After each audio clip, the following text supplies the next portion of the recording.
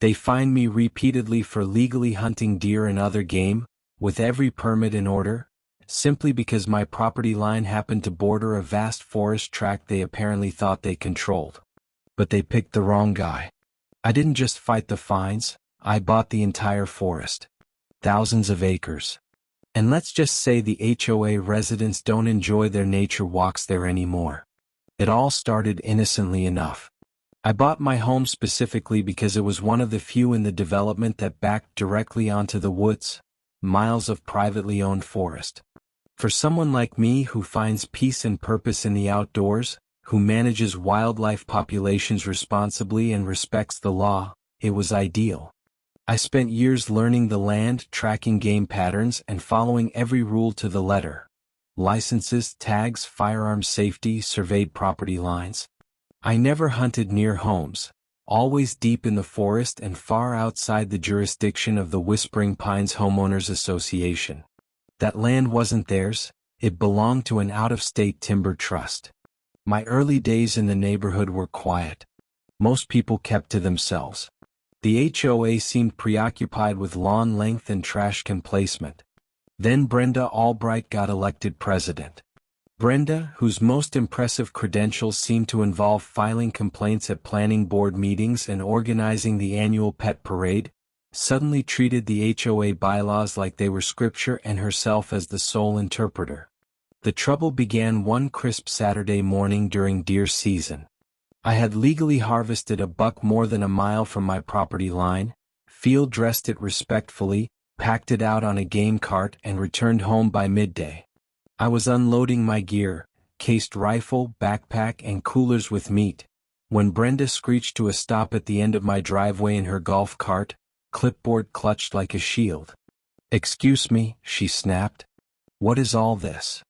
I was caught off guard by her tone. "Just got back from a hunt," I said evenly.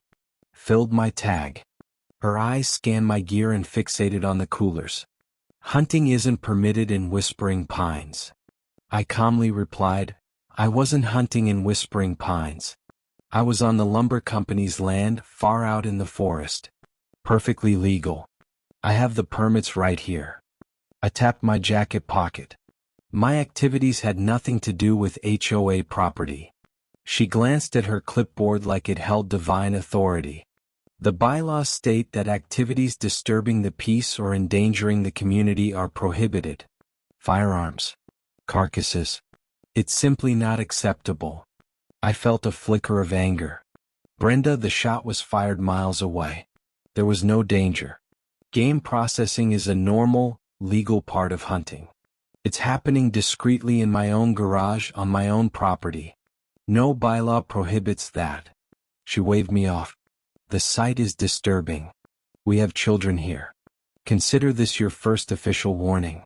We'll be monitoring the situation." Then she zipped away, leaving me standing beside my legally harvested deer and a growing sense of disbelief.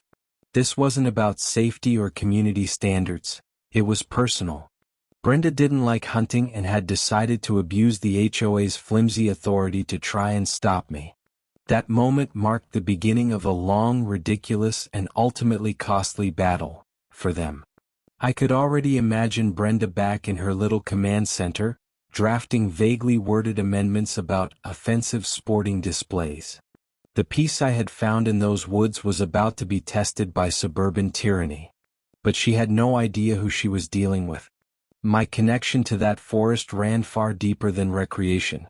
It was part of why I lived there.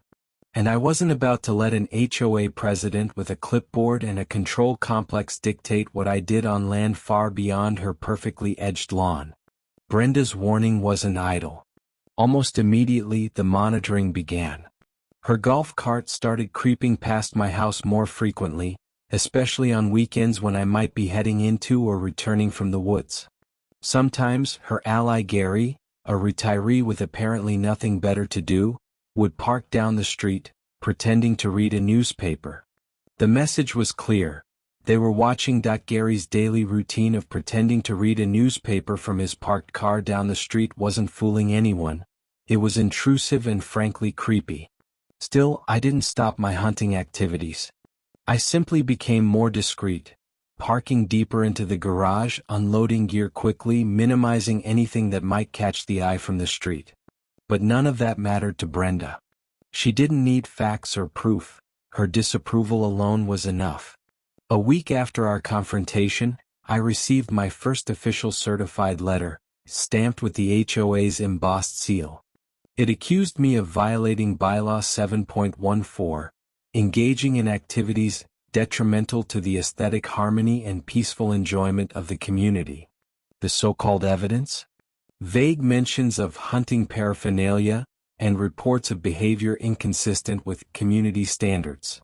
The letter came with a $100 fine and demanded I cease all hunting-related activity, regardless of location.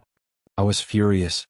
This wasn't just an overreach, it was an attempt to redefine legal, off-property activity as a neighborhood offense.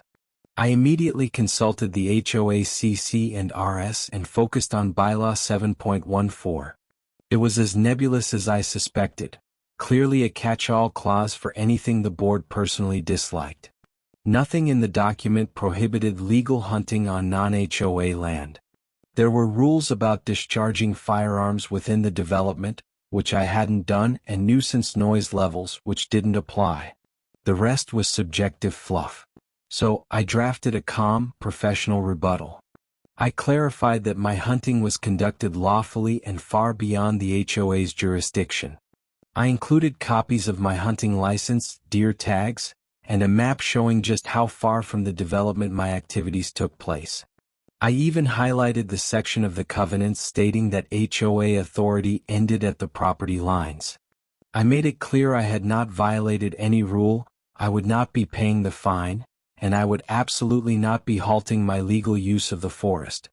I sent the letter via certified mail. Brenda's response was swift and unsurprisingly dismissive. Another letter came, this time claiming the board had reviewed my appeal and found it without merit.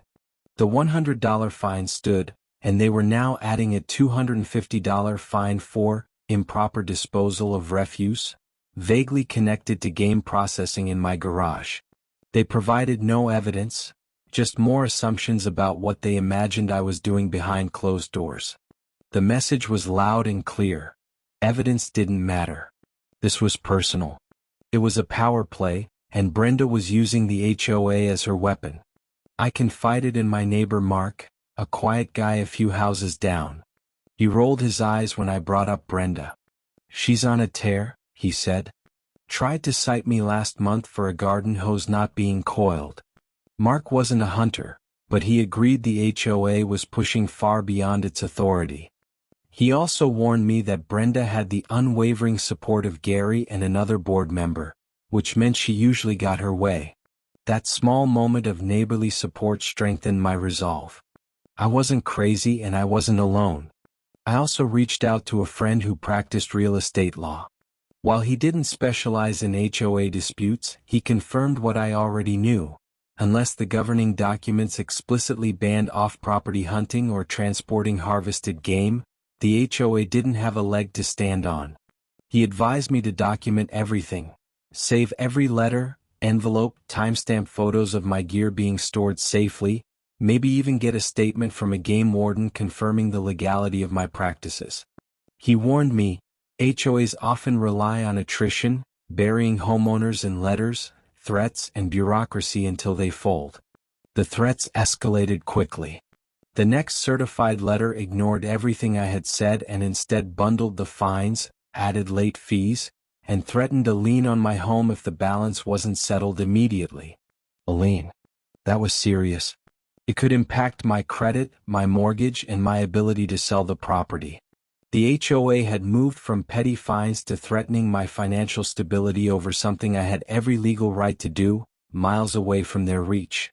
The rage boiled under my skin, but it was beginning to harden into cold resolve.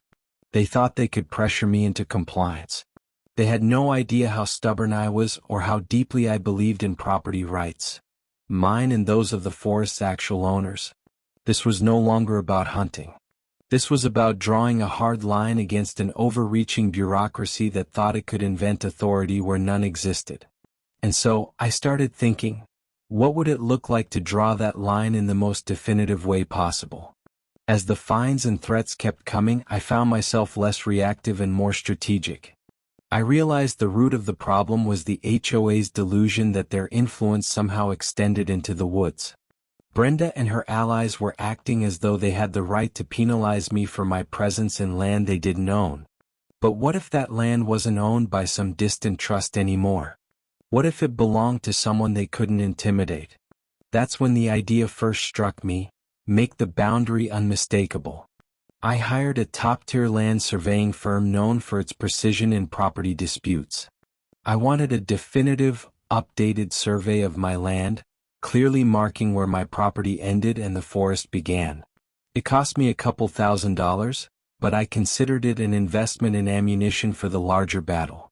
Naturally, the sight of surveyors didn't go unnoticed. On day 2, Brenda drove up in her golf cart and demanded to know what was going on. I met her at the edge of my yard.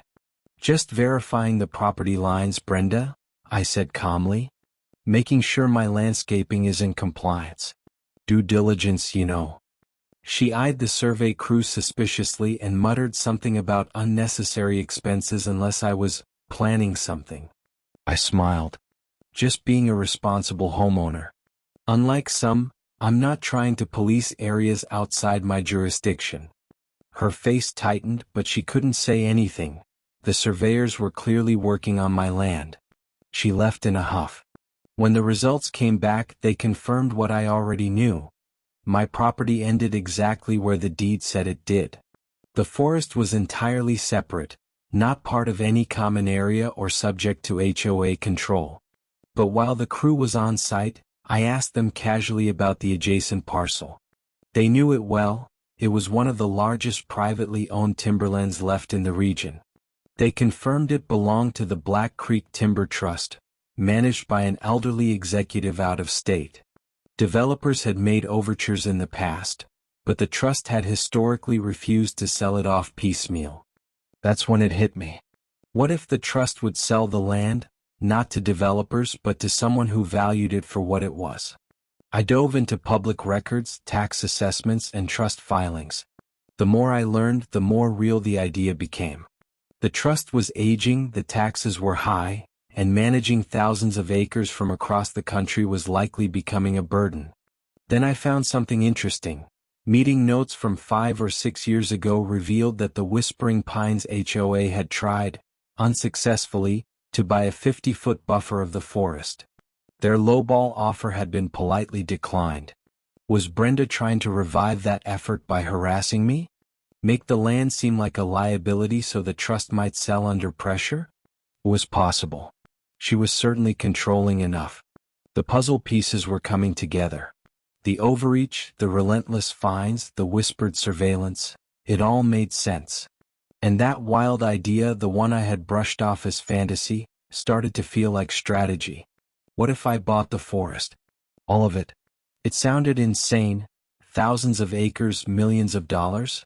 But with every threatening letter from Brenda, the idea became less crazy and more like justice.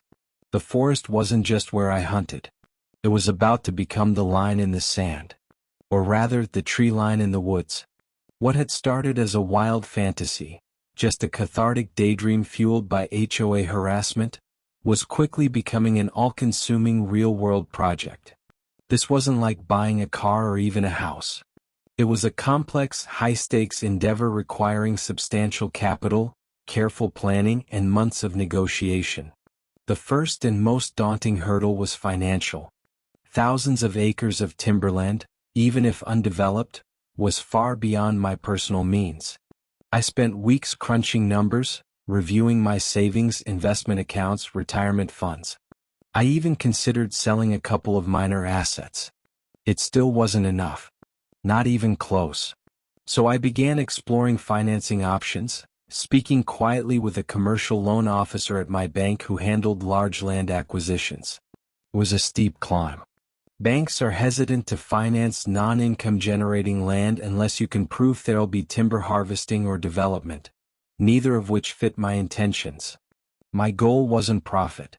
It was preservation, personal use, and, admittedly, a healthy dose of spite aimed directly at the HOA. That's when I thought of Dave, my old college roommate. He'd done well in tech and, more importantly, he was a fellow conservationist.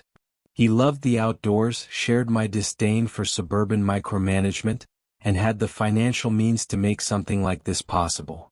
We still met up occasionally for hunting and fishing trips, so I brought it up during a weekend camping excursion. I laid it all out: the HOA nonsense, the timber trust, the potential to buy the forest and protect it outright. To my surprise, Dave didn't laugh. He listened carefully. "So let me get this straight," he said eventually, grinning. "You want to buy a forest to get back at your HOA Karen?" I shrugged. "Partly. But mostly to keep it from becoming another suburban nightmare, and to make sure we can hunt and hike there for the rest of our lives." The conservation angle hit home with him. He'd been looking for a long-term, values-aligned investment anyway. By the end of the weekend, we were already making plans. We decided to form an LLC, just the two of us, unless we needed to bring in another like-minded partner later. Dave had capital. I had the local knowledge and had already done the groundwork. The partnership gave the plan structure, credibility, and traction. We hired an attorney who specialized in large-scale land acquisitions and conservation easements. He made the first official, confidential outreach to Arthur Jenkins, the elderly executive managing the Black Creek Timber Trust. We didn't mention the HOA, just framed ourselves as private investors interested in acquiring and preserving the land in full.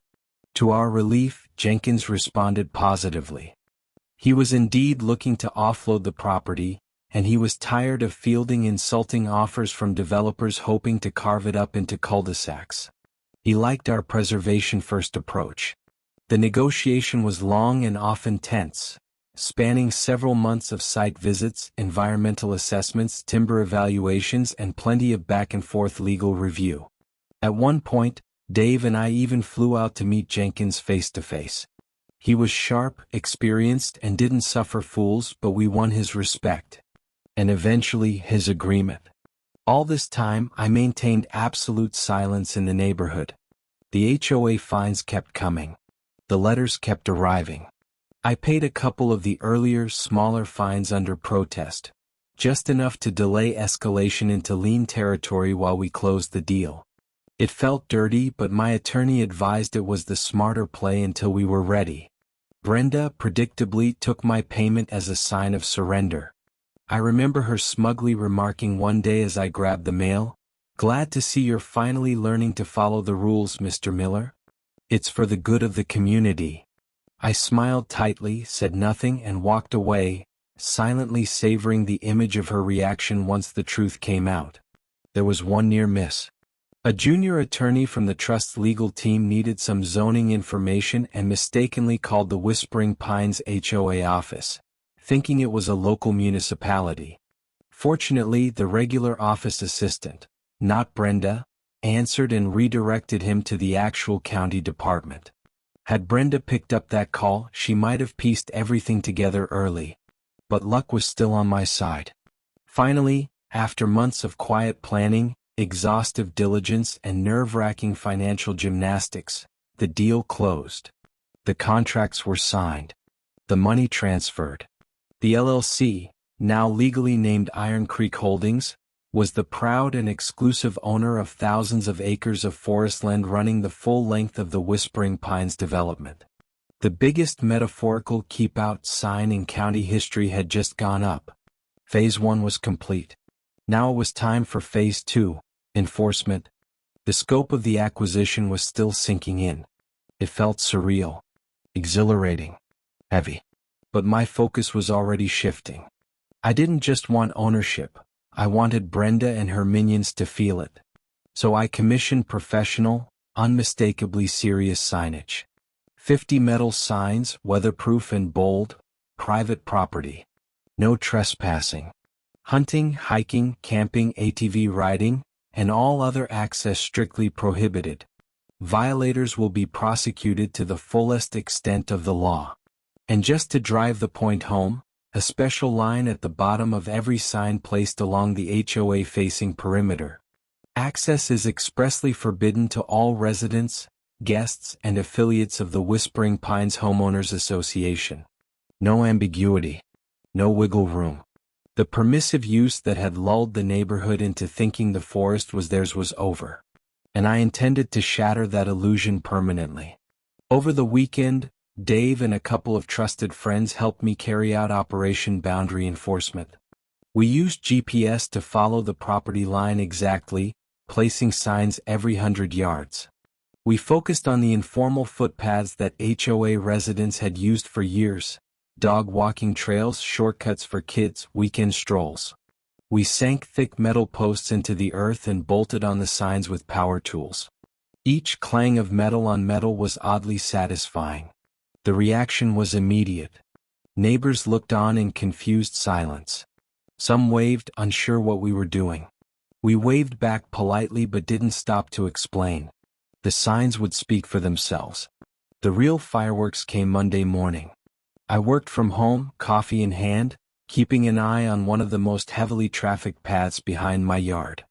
Right on schedule, Brenda appeared, clipboard in hand, stomping down the trail in one of her daily patrols. She froze mid-stride when she saw the gleaming new sign barring her way. I watched her expression morph from confusion to disbelief to sputtering outrage. She poked the sign as if testing for a mirage. Then her head swiveled, and she spotted me on the back porch. She stormed across the lawns, ignoring HOA landscaping guidelines with every furious step, and planted herself just short of my property line. "What is the meaning of this?" she demanded, pointing at the sign like it had insulted her personally. "Who put this up? This is community access land. You can't just block it." I took a slow sip of coffee. "Good morning, Brenda. Actually, it's not community land. Hasn't been since about Friday at 4:30 p.m. Her mouth opened and closed a few times. "The Timber Trust owns that land. We've always used those trails." "Not anymore," I said calmly. "The Timber Trust sold it. My company owns the forest now. And we've decided that Whispering Pines is no longer welcome." She stared at me in stunned silence. Then she looked back at the sign, then back at me as if trying to will a different reality into existence. But it was done. The forest was mine. The boundary was real. The HOA's reign ended at my fence line. And now, for once, they were the ones outside looking in. What began as nothing more than a wild fantasy, a mental escape hatch from the daily grind of HOA harassment, had evolved into something much bigger, a serious, all-consuming mission. This wasn't like buying a car or even a house. This was a high-stakes, capital-intensive operation involving strategic planning, legal navigation, and a level of patience I didn't know I possessed. The first obstacle was money. Thousands of acres of timberland, even untouched, carried a price tag far beyond anything I could afford on my own. I spent weeks running numbers, tapping through every account. Savings, investments, even retirement funds. I looked into selling a few lesser assets. Still not enough. Not even close. So I explored financing. Quietly, I approached a commercial loan officer at my bank who handled large land purchases. But banks aren't exactly eager to lend for non-revenue generating property unless there's timber harvesting or development involved. Neither of those were in my plans. My goals were simple: preservation, personal use, and, yes, a little well-earned revenge. That's when I thought of Dave, my old college roommate. A tech guy who'd done very well for himself. More importantly, he was a fellow outdoorsman and conservationist who shared my deep-seated hatred of suburban sprawl and bureaucratic overreach.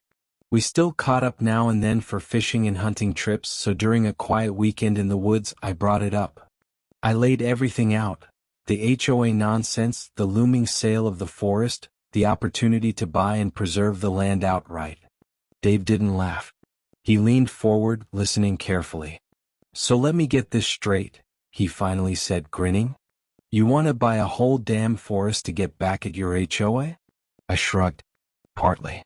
But also to keep it from getting bulldozed into cul-de-sacs.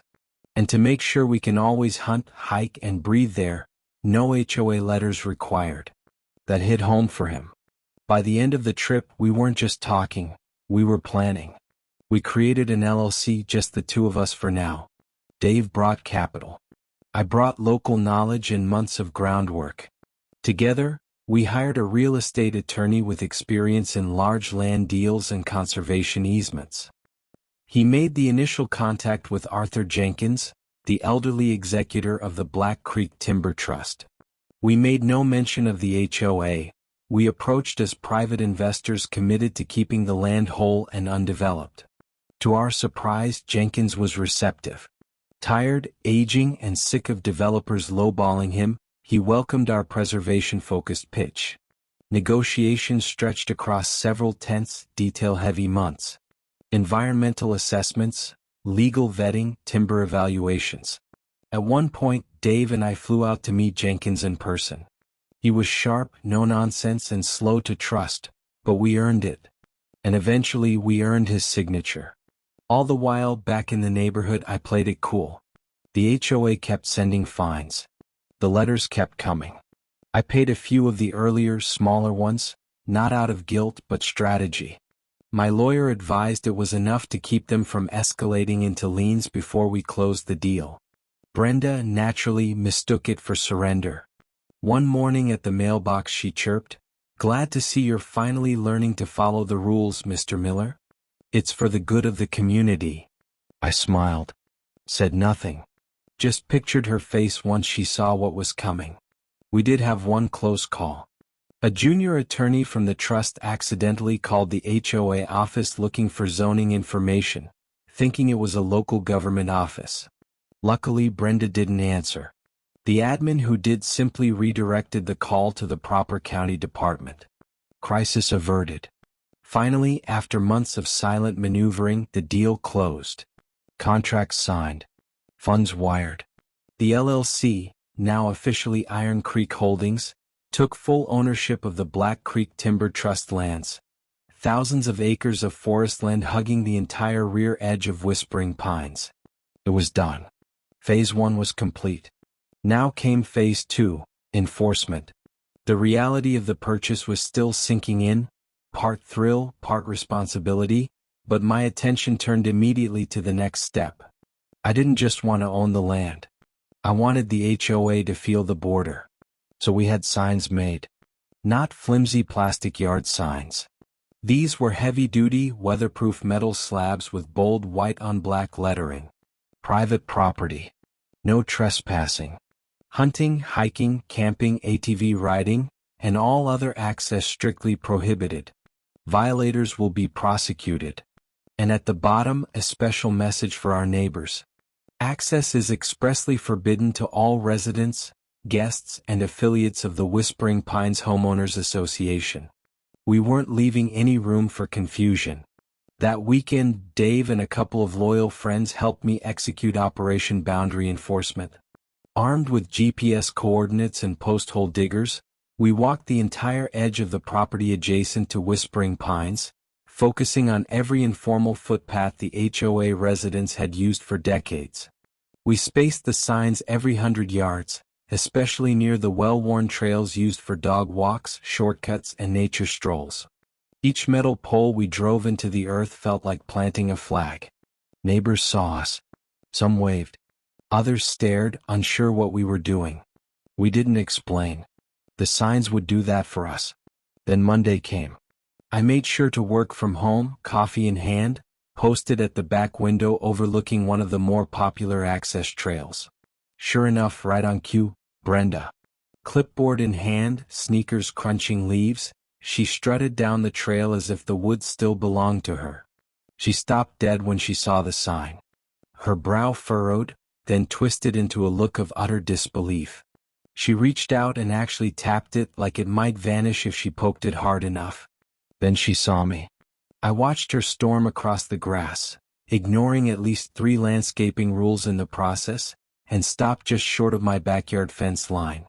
"What is the meaning of this?" she shrieked, pointing at the sign like it was a personal insult. "Who put this up? That's community access land. You can't block it." I took a slow sip of coffee. Good morning, Brenda. Actually, it hasn't been community access since about 4:30 p.m. Friday. She blinked. What are you talking about? That land belongs to the Timber Trust. We've used those trails for years. Not anymore, I said. The Timber Trust sold it. My company now owns the entire forest. And we've decided to restrict access, particularly for members of the HOA. She stared, unblinking. Then looked at the sign again. Then back at me. For the first time since I moved in, Brenda Albright had nothing to say. The forest she once treated like a neighborhood park? It was gone. Locked down. And completely, indisputably mine. And now, for once, they were the ones standing on the outside looking in.